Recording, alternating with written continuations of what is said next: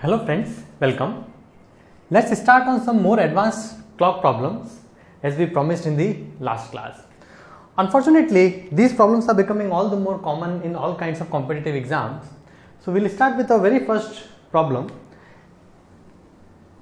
which talks about three hands of a clock. We have been discussing two hands of the clock, but of course a clock really has three hands: the hour hand, the minute hand and the second hand. Right? So let's say that this one is the, as per our convention, this is the hour hand, this is the minute hand and this is the second hand. So there are three hands of the clock. This question is asking us to find out when will all the three hands overlap. We know one position already, which is the 12 o'clock position when all the hands overlap. Now before we start solving this problem, let's get some intuition.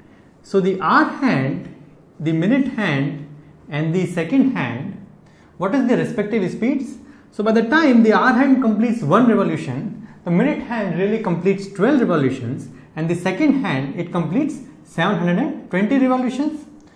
So their ratio of speeds is the following.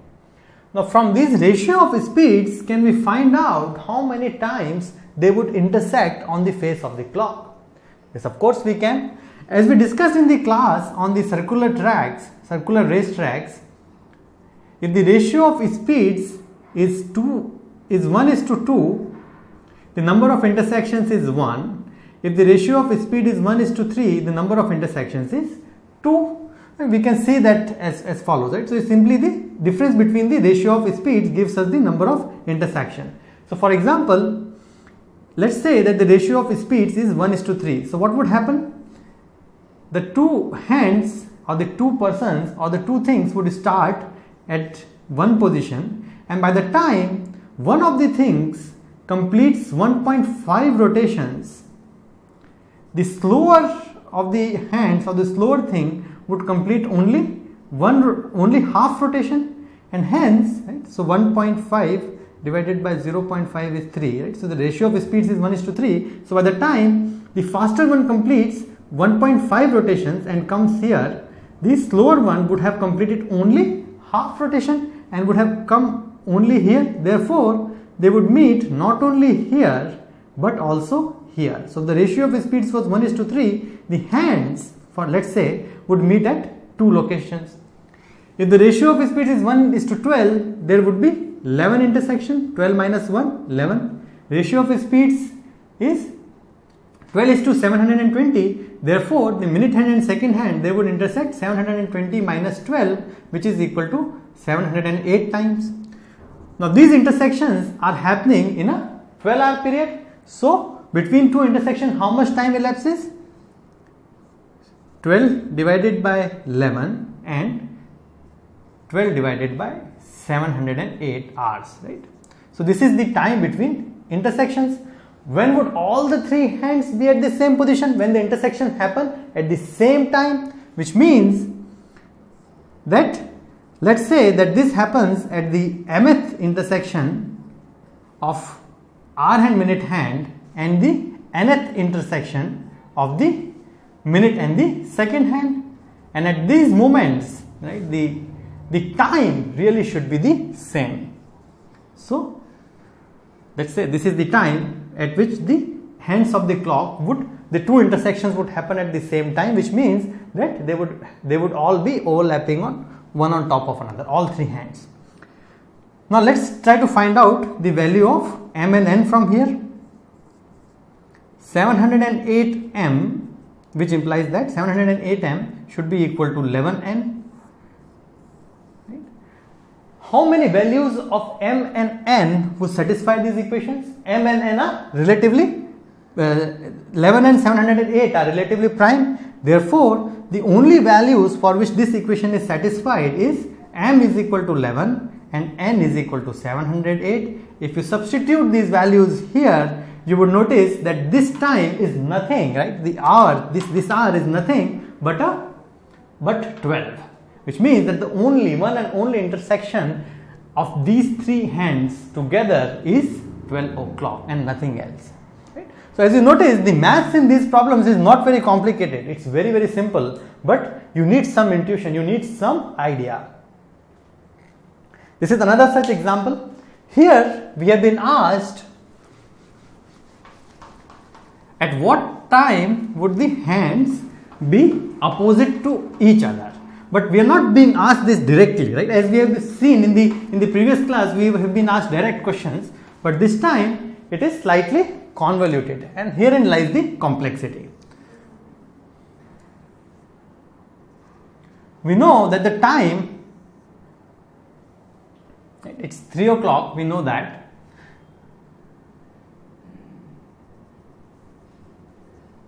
We have been asked that the time is 3 past something, okay, and this angle is theta. But what is special about this time? The minute hand 3 minutes from now, right? So if the minute hand were to travel 3 minutes from now, and the hour hand 9 minutes ago, so if the hour hand, if we take the position of the hour hand 9 minutes ago and the position of minute hand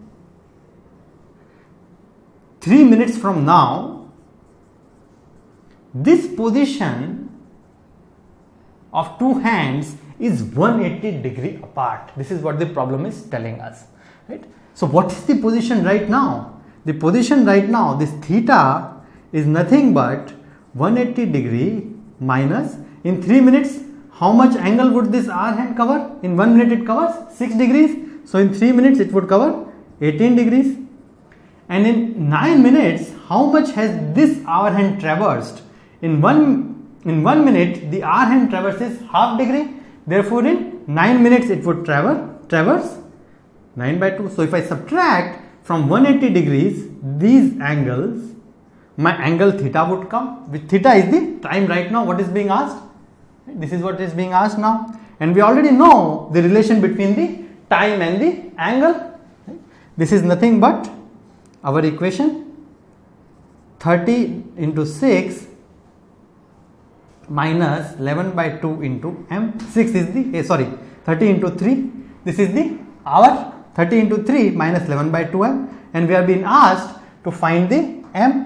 You can solve this equation, and of course, as we know that because there is an absolute value sign here, we would get two values of m which satisfy this equation. Of course, we know that, right? Because let's try to find out the two values of n first. Let's solve this a little bit more. Is equal to 90 plus minus 315 divided by 2, which gives us m as 45 or 12 by. So this particular angle theta happens at 2 times. When are those times? One is this, and of course there will be one more time right here when angle theta would happen. But this particular time is of no interest to us. This particular m of 12.5 is not of interest to us, because the other condition, this 180 degree condition, would never be satisfied with this theta. We are only interested in this theta, and the answer thus becomes m equal to 45. Now, moving on, this is another class of problem which is becoming very common. This is the problems related to exchanging the hands. When would when the hands of the clock are exchanged, what happens? What are the times then? So there is a man which goes out between 4 and 5. This is what we are being told. So this is the hour hand, and he comes between 7 and 8. So this is the hour hand right here. But between the two times, when he goes between 4 and 5 and comes back at 7 and 8, the hands of the clock have exchanged position. So let's say that when he went, the time was, the minute hand was somewhere here, and when he came back, the minute hand would be here.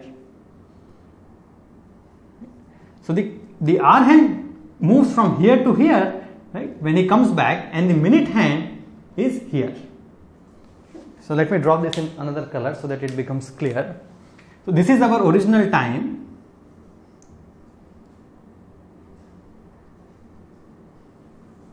This is our original time, 4 and something, and when he comes back, the time now becomes 7 and something, such that the such that the minute and hour hand have exchanged their positions. This is the key here. So once you understand this basic concept, it's very simple to write the equations. Let's say that the two times are 4 hours and A minutes and 7 hours and B minutes respectively. Now what do we know? We know that the angle at this particular time, right, 4 hours, the hour hand, the hour hand, this angle for the hour hand at this particular time would be what? 4 into 30 plus A into 1 by 2, right? So it has moved 4 full circles, 4 full hour spaces, and then on top of it, it has covered certain distance for A minutes. Since the hour hand travels half degree per minute, in A minutes the hour hand would have travelled A into 1 by 2. Therefore, this is the angle for the hour hand. Now, this angle is same as the angle for the B, this B time, right? For the minute hand at 7 hours and B minutes. So the minute hand at 7 hours and B minutes would be B into 6 degrees, right? This is what we are saying. And these two angles should be equal. The hour hand at this time and the minute hand at this time make equal angles. Similarly, we can write the equation for the hour hand at 7 hours and B minutes. It is 7 full hour spaces plus B into 1 by 2 because half degree per minute. So on top of the 7 full spaces, our hand has moved this much, and this is nothing but the angle made by the minute hand at 4 hours and A minutes. Right? So these two equations we have now. These are two equations, these are two unknowns. You can solve it. One simple technique which I use to solve such symmetric equations, which always helps, is if you add and subtract these equations, these two equations, you will get, right? So if you subtract, for example, let's say that I add these two equations. Let's say that I add these two equations. I'll get A plus B here, I'll get A plus B here, and eventually I'll have an equation in A plus B now, which would say A plus B is 60. Similarly, if I were to subtract this equation from this one, I would get an equation in A minus B. And again, this equation would say A minus B is 180 by 13. Now from here, these two equations are very simple, much easier to solve than these two equations. From here, we can determine A to be 36.93 minutes, which means that if the time here was 36.93 minutes, then at 7 hours you can also find out B, and that much minutes the hour hand and the minute hand would have exchanged the positions. So note this technique, this is useful. You can add and subtract the equations to arrive at simpler equations, and these equations are much easier to solve. Now moving on, we'll take another example. It is very similar to the last example that we had, but in this case we are not given the time.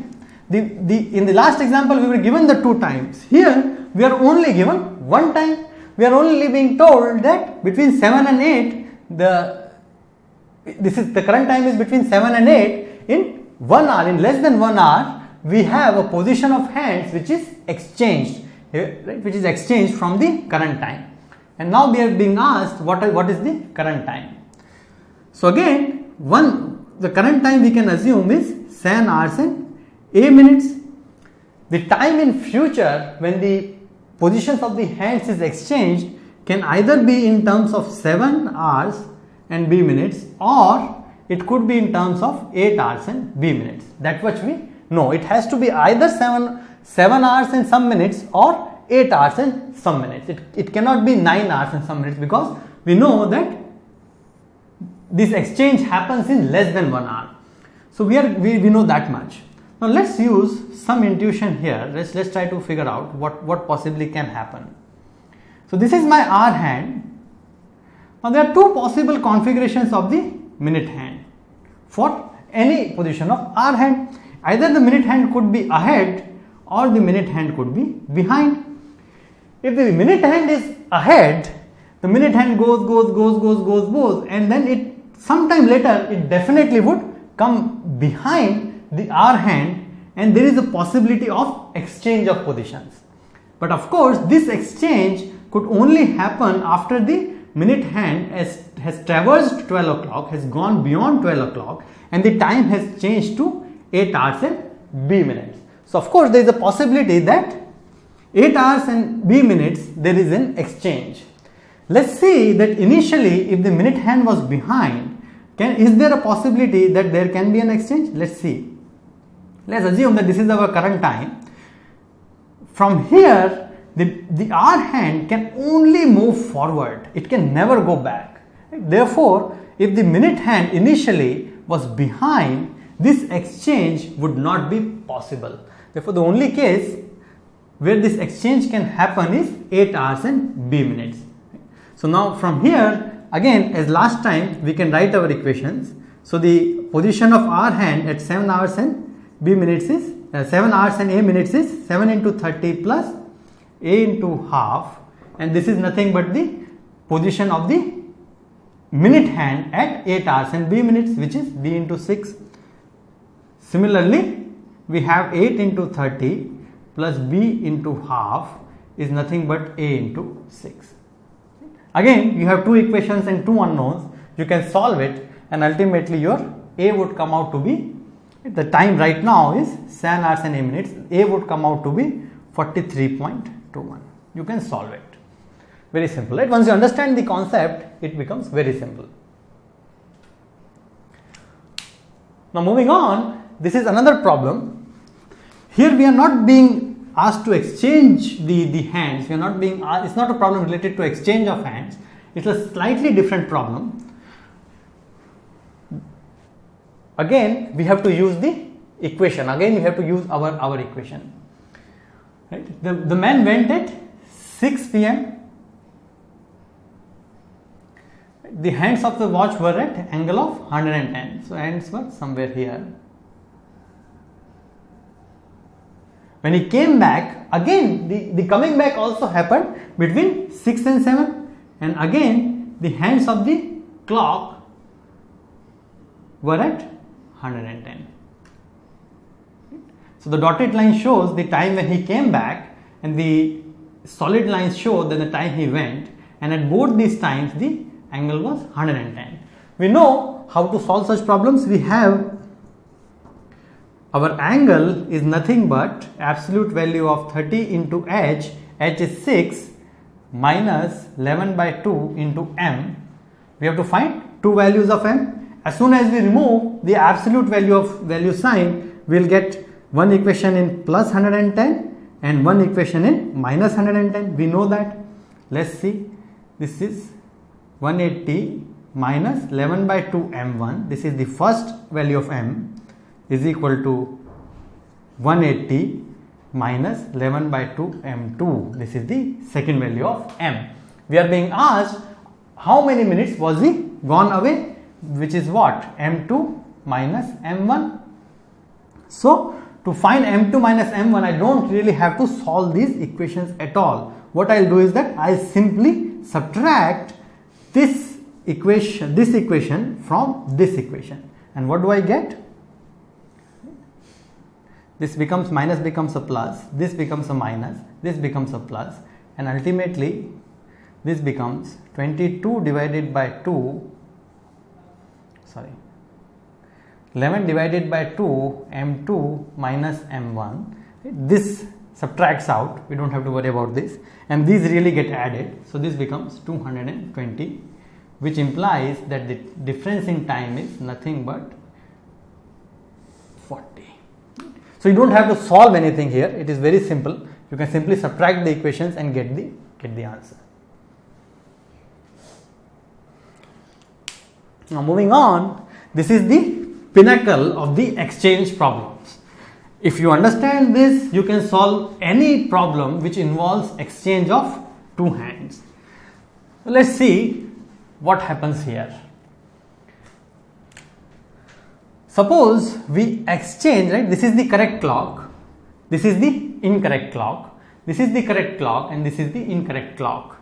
The incorrect clock is formed by exchanging, which means physically removing the minute hand and putting the hour hand in its place, and physically removing the hour hand and putting the minute hand in its place. So I am removing it, I am connecting the hands wrong, and there are certain times when I do this activity, when I interchange the hands and I get correct time still.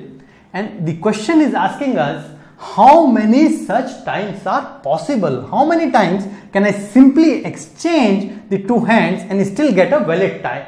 All the questions related to such exchange, for example, the question can ask you, how many times can you not distinguish between the time? How many times if the two hands were of equal size, you won't be able to distinguish between the time? All of these are solved using the same example, can be solved using the techniques we develop in the same example, right? So in this particular case, if we exchange the hands, we still get a valid time. However, here, if we exchange the two hands, the time is meaningless, because if the minute hand, if the hour hand was at 12 o'clock, the minute hand can never be at 9. It is impossible, right? It has to be slightly, it has to be quarter before 12, right? So it has to be somewhere here. So now let's assume, to solve this problem, to find the number of intersections, to find number of such times, let's assume that we have completely exchanged the two hands and now they are running their merry way. There is one correct clock and then there is one incorrect clock. What is the relation between the movement of two hands in a correct clock?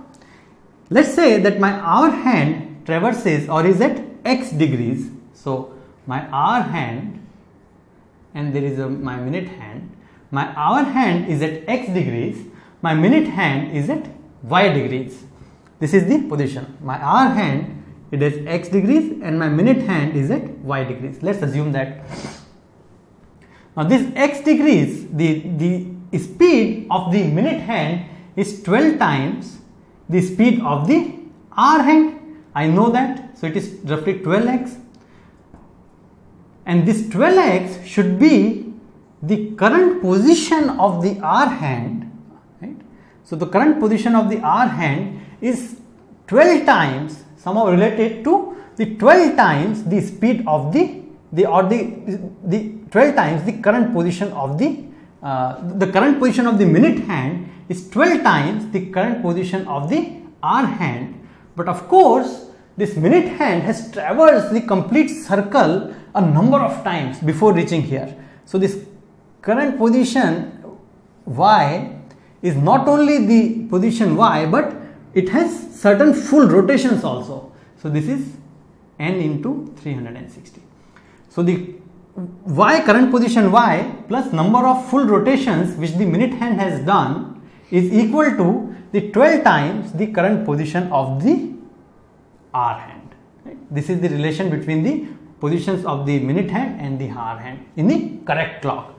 In an incorrect clock, the same relation would exist between the minute hand and the hour hand, but of course it would be inverted, because I have now in an incorrect clock, the hour hand moves much faster and the minute hand is slower. So the 12 times the position of the minute hand is equal to the position of the hour hand plus the hour hand being completed some more full rotations. This is the equation for the incorrect clock, the relation between x and y for the incorrect clock. But of course, the incorrect clock also shows correct time at certain x and y's, and all those x and y's would appear here. Right? The correct x and y's would appear here in the first equation, and we have to find all those. Therefore, if we solve these equations simultaneously, we will get all the x and y's for which appear in both the correct and the incorrect clocks. So this is two equations in two unknown. I am not going to solve it here, but we can solve them, and our answer would be in terms of n and m. So this would come out to be 360 divided by 143 to 12n plus m. This is my x. and this is my y. It's 360 divided by 143 into 12. This will be 12m plus n, and this will be 12n plus m. So this is m, this is n, this is n, this is m. Note that, okay.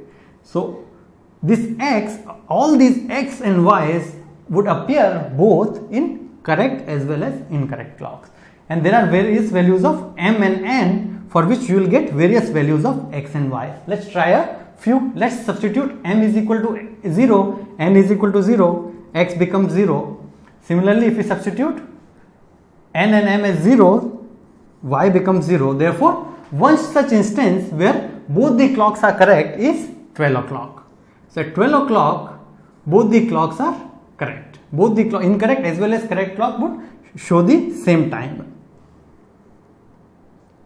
Similarly, if we put m and n as 11, we would get x as 360 and y as 360, which means that again at m is equal to 11 and n is equal to 11, we have the same configuration that we have at n is equal to 0 and m is equal to 0.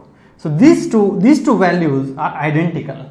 All other combinations of m and n, right? One combination of m can be combined with 11 or 12 combinations of n to give total of 12 into 12, which is equal to 144 combinations. But there is one such combination, m is equal to n is equal to 0 and m is equal to n is equal to 11, which is really the same, which gives us the same values of x and y. X equal to 360, y 360 is again 12 o'clock. So we reduce 1 and we arrive at 143 unique locations of x and y at which the two clocks would be showing the same, or would the two clocks would be showing the correct time.